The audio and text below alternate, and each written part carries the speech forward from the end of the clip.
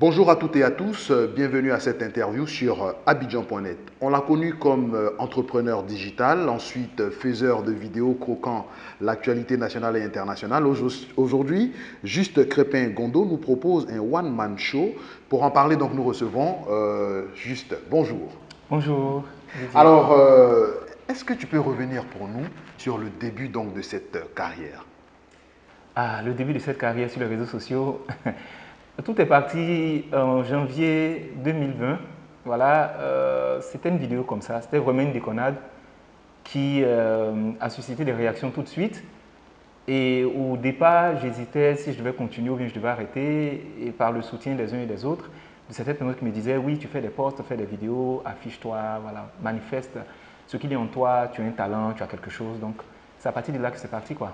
Donc, d'une vidéo à une autre, d'un article, après, j'ai dû maintenant aller me former maintenant dans la fonction d'influenceur, d'entrepreneur digital, comment ça se fait, comment ça marche, tout ça, acheter des livres, voir des vidéos, des tutos sur Internet, tout. Et puis, au fur et à mesure, j'ai pu affiner un peu la stratégie sur les réseaux sociaux.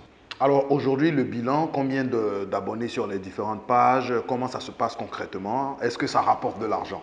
Sur les réseaux sociaux, on est autour de 250, 300 000, je crois, sur Facebook. Les autres plateformes digitales, je suis en train de m'y mettre petit à petit. Instagram, on tend vers 10 000, je crois bien. Et puis TikTok, c'est dernièrement. Voilà. Mais en fait, moi, je ne quantifie pas par les personnes abonnées, parce que j'aime pas trop les influencer, c'est un thème qui me dérange. Moi, je quantifie par l'impact.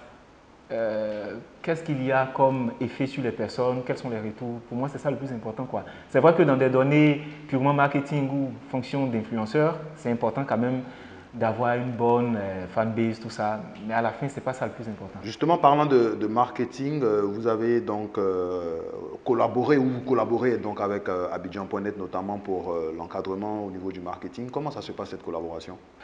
J'avoue que je ne savais rien sur le fonctionnement de YouTube et autres. Donc, il a fallu que je puisse m'abreuver des précieux conseils de la dame Karine Oulaté, qui à chaque fois que j'ai un souci, je l'appelle ou bien je lui envoie un message et puis elle me dit voici comment ça marche, voici. Et j'ai suivi ça. C'est bon pour la professionnalisation parce qu'en fait, il y a beaucoup d'amateurisme dans le domaine. C'est vrai, il y a beaucoup d'argent à se faire, mais quand on est professionnel, on a une vision qui est beaucoup plus grande, quoi. Donc, Abidjan.net vraiment m'a aidé à pouvoir trouver les thèmes, qu'est-ce qui plaît, qu'est-ce qui ne plaît pas, comment se comporter quand on a quelque chose qui entraîne une colère généralisée, comment réagir, les hashtags et autres. Vraiment, je ne savais pas, mais ça m'a été précieux. Disons-le tout net, après moins d'un an ou un an de carrière, se lancer donc dans un spectacle one-man show, c'est un véritable challenge. Qu'est-ce qui vous a poussé donc à vous lancer ce défi vous-même? Envie de challenge. Moi, j'adore les challenges et puis j'aime explorer ce que je n'ai pas encore fait. Sur les réseaux sociaux, je vois que ça revenait très souvent. Oui, ce que tu fais, c'est drôle, c'est intéressant, tout ça. J'ai eu à faire le tour quand même de plusieurs événements, de plusieurs spectacles de stand-up, voilà. Mais je sortais toujours avec un manque. Je vais dire, c'est de qualité ce qu'ils proposent, mais le stand-up pur, fait à l'américaine ou fait en France, ça manque ici. Le bon stand-up, c'est la qualité d'écriture, c'est le jeu d'acteur, c'est des thèmes qui sont traités, c'est un message qui est passé. Et souvent, je vois qu'il y a beaucoup de collages de sketchs ou bien de blagues. On peut commencer à parler d'une femme, on ressort dans le transport, et puis après on parle des enfants, après on parle de la politique. Je trouve ça quand même un peu désordonné. Et je me dis, il y a un manque. Donc j'ai voulu m'essayer à combler ce manque-là.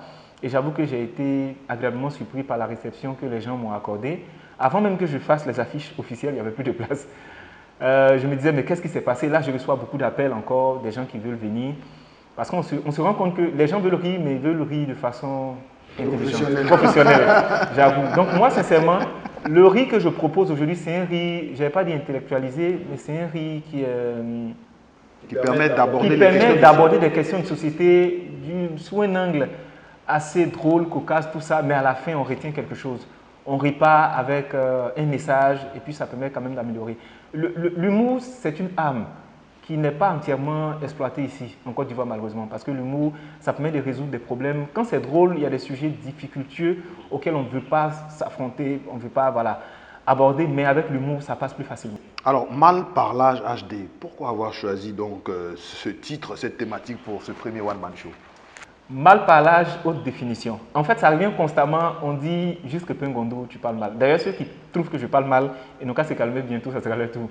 Donc, on dit juste que Pengondo, tu parles mal. Et pourtant, parler mal, c'est génétique à l'ivoirien, je dirais comme ça.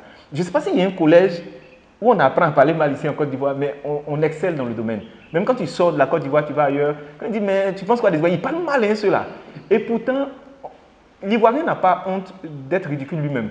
Et les gens qui se moquent d'eux-mêmes, ils sont experts en se moquer des autres. Donc, je m'en vais faire l'Ivoirien. L'Ivoirien qui est chic, qui a la grande gueule, qui parle mal pour rien, qui vole dans les plumes de n'importe qui pour tous les sujets, qui souvent, il voit le grand sujet qui est présent, mais il va occulter le grand sujet pour trouver un petit point de fixation qui est presque ridicule. Mais dedans, il y a la vérité, mais la vérité qui fait rire. Donc, c'est ce que je vais faire. C'est pourquoi j'ai choisi comme thème malparlage, haute définition, pour vraiment représenter tout ce qui est l'ivoirien. Donc je vais là-bas pour représenter l'ivoirien dans son entièreté. C'est une grande première pour juste Crépin Gondo, pour ce One Man Show. Comment il prépare l'événement? Oh, il faut avoir beaucoup d'humilité pour réussir dans la vie, hein. Moi, je sais que je ne maîtrise pas ce tas-là, donc j'ai eu à approcher des personnes qui sont professionnelles du domaine, que ce soit Clantelès, que ce soit qui d'autre, Joël. Voilà, il y a des gens qui maîtrisent déjà, que ce soit le mari d'Amoutati, Tcheko. Voici des personnes qui sont professionnelles de l'humour. Donc je suis allé les voir. Moi, j'ai ce que je sais faire. Qu'est-ce que je ne sais pas faire? J'ai demandé. Ils m'ont expliqué comment est-ce que ça marche, comment est-ce que ça fonctionne. Tout qu'on fait bien avant, j'avais fait une phase test dans laquelle j'ai eu à quand même faire un spectacle. Donc c'était gratuit l'entrée, tout ça, c'était vraiment un test pour pouvoir rôder. Donc là, je me dis, avec l'expérience que j'ai eue des autres, et puis avec la petite tournée que je fais dans les salles, je prends note à chaque fois, et puis bon, je pense qu'on va donner un beau spectacle. Combien de temps va durer justement le spectacle? 1h30 au plus, si on compte la première partie et la seconde partie. Il faut que ce soit One Man Show. Parce que vraiment, souvent on écrit comme ça One Man Show, mais quand on arrive, il y a beaucoup d'interventions, tout le monde vient, c'est beaucoup de sketch, beaucoup de... Voilà. Donc, à la limite, on n'a même pas réussi à tirer tout ce qu'on recherchait de celui qui est en tête d'affiche. Donc là, ça doit être One Man Show. La partie où je dois intervenir, peut-être 1h, 1h15. On ne sait jamais selon l'inspiration. Peut-être qu'on ira un peu plus loin que ça. Mais ce qui est sûr, c'est au plus 1h30 de temps, quoi. C'est vrai que juste, il y a toujours des vidéos, il y a toujours l'ironie derrière, mais il y a un message. À travers donc ce premier One Man Show, quel message veux-tu véhiculer à tous tes fans et à tous ceux qui te suivent? En fait, je veux véhiculer aux fans qu'il faut éviter d'encarter les gens dans des cases. Parce qu'ici, on a vraiment l'art de dire que telle personne, il est exclusivement humoriste ou bien... Non, on a beaucoup de talent. Et moi, je pense que les talents, c'est des responsabilités qu'il faut exploiter. Dans la Bible, parce que je m'inspire beaucoup de la Bible, dans la Bible, on voit clairement, c'est écrit, on a donné 4 talents, 5 talents, 10 à l'autre. Il y a des gens qui ont des talents, d'autres vont l'enterrer et d'autres aussi les exploitent au maximum. Donc, ce que je dis à ces fans-là, il faut qu'ils se déplacent pour venir, si j'en ai en tout cas, parce qu'ils ont déjà acheté les tickets. Mais j'avais voulu vraiment traiter des sujets qui rarement sont traités, qui très souvent ne sont pas traités. Donc, vraiment, c'est à ça que j'ai pensé. On sait que je parle beaucoup des hommes et des femmes, donc ça, c'est sûr que ça va venir.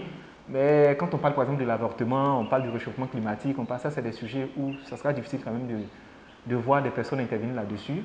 Donc je viens juste compléter, sachant déjà la qualité du travail qui est fait par les autres humoristes.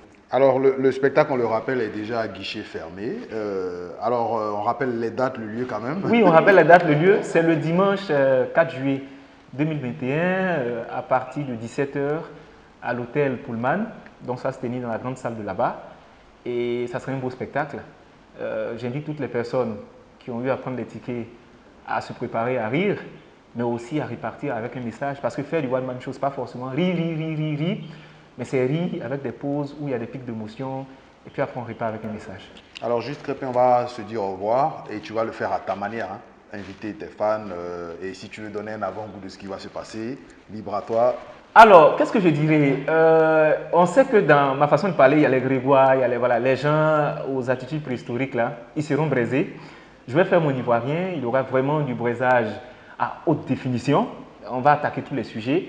Et ceux qui sont dans la salle, je ne vais pas manquer de m'occuper d'eux personnellement, avant qu'on ne sorte de la salle pour aller s'occuper des autres personnes. Donc, certainement, après, on verra bien si on doit se produire dans d'autres salles, parce qu'il y a tellement de demandes actuellement, on verra si on doit se produire dans d'autres salles ou bien dans d'autres villes, on verra bien. Mais je vous donne rendez-vous pour le dimanche 4 juillet 2021 à partir de 17h. Ça serait un beau spectacle. En tout cas, tous nos voeux de succès t'accompagnent pour ce premier one-man show. Juste Crépin Gondo, Malparlage haute définition. Rendez-vous dimanche 4 juillet à partir de 17h à l'hôtel Pullman à Abidjan. Merci.